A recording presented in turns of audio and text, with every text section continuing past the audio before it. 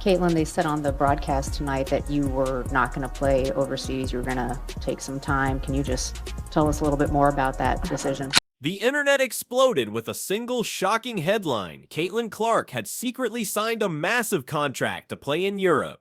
Fans felt betrayed, analysts were stunned, and the story spread like a virus. After a rookie season that broke every record, it seemed the WNBA's biggest star was already looking for an escape. The narrative whispered of discontent, of a superstar feeling undervalued in her own league. But as quickly as the story broke, it began to fall apart, revealing a truth far more calculated and ambitious than a simple European getaway. Yeah, it's definitely different for me. I feel like basketball has really consumed my life for a year, so I feel like it'll be good for me to kind of reflect back on everything that's happened. Like, I feel like I didn't even have time to really reflect on my college career because it ended so fast, and then I came here and was trying to give everything I could to this team and kind of move on and put all that behind me and help this team, get back to the playoffs. So I feel like taking some time to myself and really enjoying that and reflecting. The evidence seemed so convincing at first glance. Photoshopped articles showing Clark holding a new jersey for a European team, fabricated quotes about her being dissatisfied with her WNBA debut, and rampant rumors of a multi-million-dollar deal that dwarfed her rookie salary. Yet, while the digital world was debating her flight plans, Caitlin Clark was posting TikToks from a drive-thru in Indianapolis. She was seen golfing with teammates, going to charity events, and cheering at local games. The timelines didn't just fail to add up, they were on different planets. How could she be in two locations at once? The elaborate deception was crumbling under the weight of simple, verifiable facts.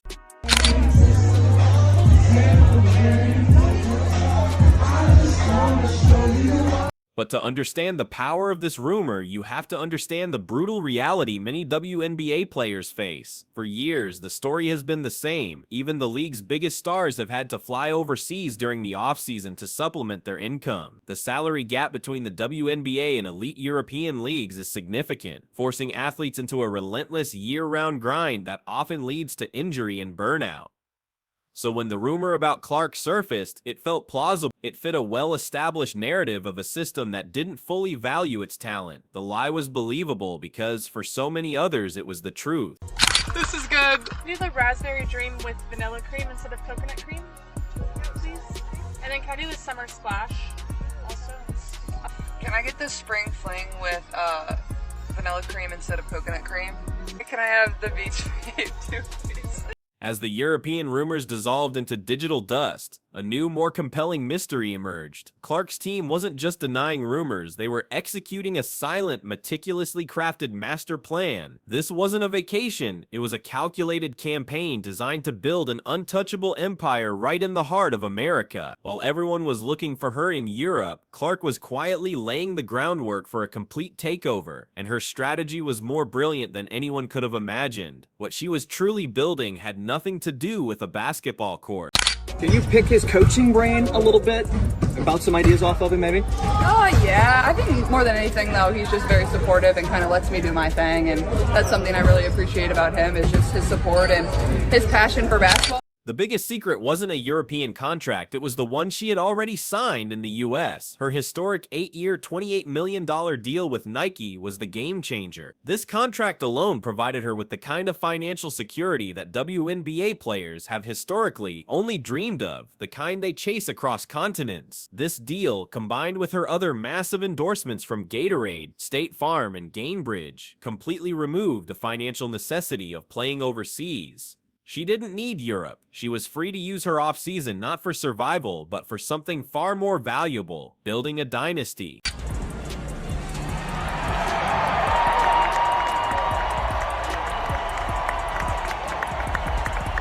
With her financial future secure, her first move was to conquer her new kingdom, Indiana. Her highly visible appearances at Indianapolis Colts and Indiana Pacers games weren't just for fun, they were declarations of loyalty and strategic power plays. Every time she was shown on the Jumbotron cheering wildly, She was sending a clear message to the city that she was one of them. She was seen supporting her boyfriend, Connor McCaffrey, at Butler basketball practices, embedding herself in the local sports fabric. This wasn't just a player living in a new city. This was a queen solidifying her castle walls, ensuring she had the unwavering support of an entire state behind her.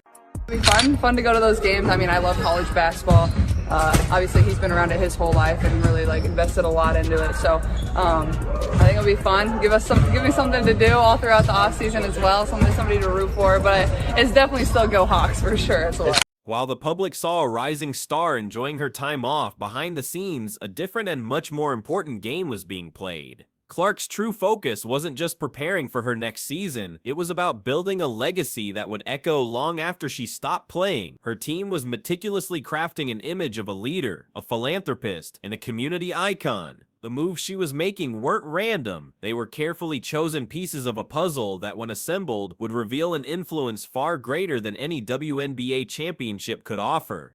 Well, for her to stop her busy schedule and to just check on all the babies here, it means a lot. Take, for instance, her appearance at the Golden Gala on October 19th. On the surface, it was a glamorous charity event benefiting the Indiana Pacers Foundation, but in reality, it was a strategic gathering of the most powerful people in sports and business. Clark wasn't just another celebrity guest. She walked the red carpet with purpose, a power player making connections and forging alliances that would fuel her ambitions for years to come. Then came the announcement that she would be a panelist at the Women's Leadership Summit in Florida. This wasn't a basketball camp. It was a platform to establish herself as a voice for the next generation, a move that elevated her from athlete to influential leader. What do we think we're going to see get added to her game here? Look, the only thing that maybe Caitlin Clark can add is a little bit of bulk, right? A little bit of muscle. A lot of people tend to, work on their strength and, weightlifting regimen. Every single one of these moves was a masterclass in modern brand building. The community events and charity galas weren't just about altruism. They were a brilliant marketing strategy designed to forge an unbreakable connection with the public. By connecting with fans on a personal level and championing important causes, she was building an emotional bond that made her more than just a player. She was becoming an inspiration. This connection is the ultimate armor in the brutal world of professional sport. It builds a loyal army of supporters and makes her brand invincible to the controversies and criticism that often derail other athletes. Is this like a we're good? We're gonna call it a birdie? I don't think so.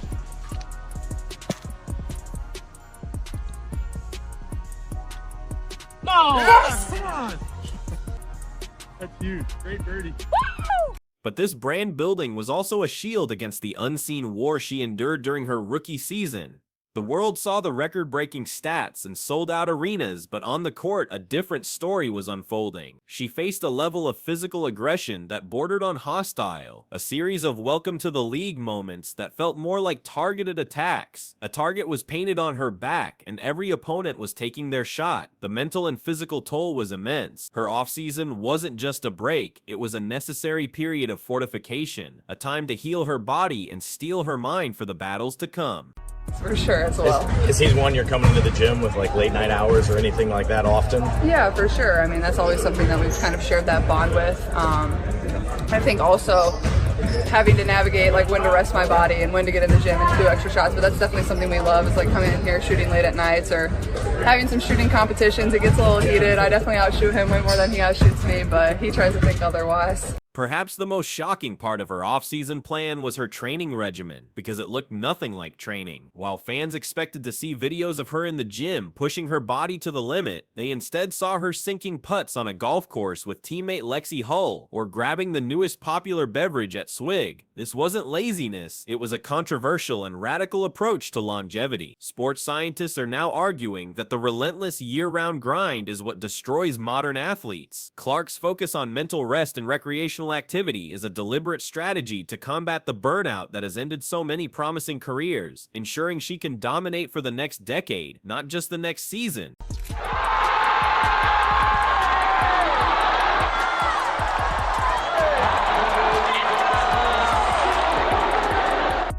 Of course, a crucial part of this mental recharge was her retreat to her fortress, Iowa. Her trips home weren't just about seeing family. They were strategic sessions with her inner circle, her secret council. This group, her family, her longtime boyfriend Connor, are the architects behind the Caitlin Clark phenomenon. In a world where every move is analyzed and every agent has an agenda, Iowa became her sanctuary, the one place she could strategize with the people she trusts implicitly, planning her next moves away from the prying eyes of the sports world.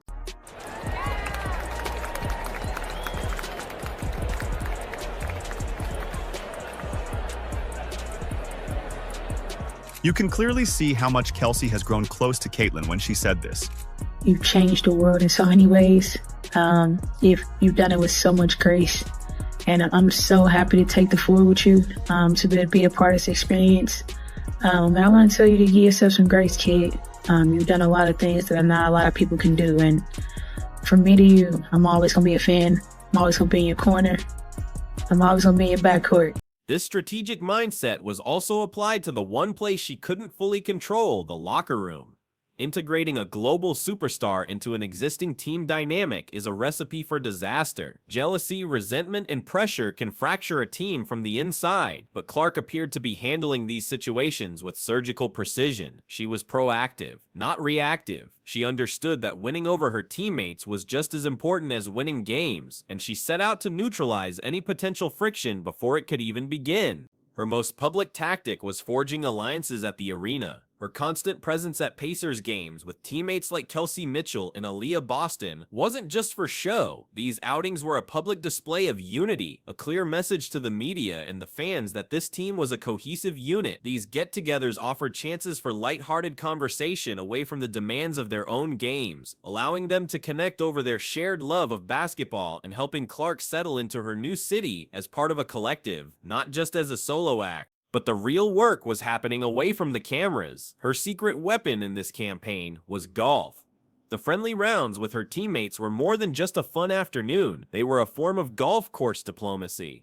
On the green, away from the pressure of the court, real bonds are formed. The easy conversation and friendly competition with players like Lexi Hull were building a foundation of trust that would be impossible to break. It was on those quiet fairways, through shared smiles and light-hearted banter, that the Indiana Fever truly started becoming Caitlin Clark's team. The implications of her offseason strategy are staggering. This is more than just one player's plan. It's a potential blueprint for a new kind of WNBA superstar. By leveraging her massive endorsement deals, she has shown that it's possible to achieve financial freedom without the grueling overseas schedule. Her focus on brand building, community integration, and mental health is creating a new model for success, one that prioritizes longevity and influence over short-term gains. She is not just changing her own career, she is changing the game for everyone who comes after her. So as the offseason comes to a close, the full picture of Clark's strategy is terrifyingly clear. The European rumor was nothing but a smokescreen, a clever distraction from her real work. She spent her time off not just resting, but building a local fortress, a national brand, a loyal team, and a strategy for long-term mental and physical dominance. If this is the intricate and calculated plan she executed in her very first offseason, after surviving a brutal introduction to the league, one can only imagine the storm she is about to unleash in her second year. The game is about to change forever.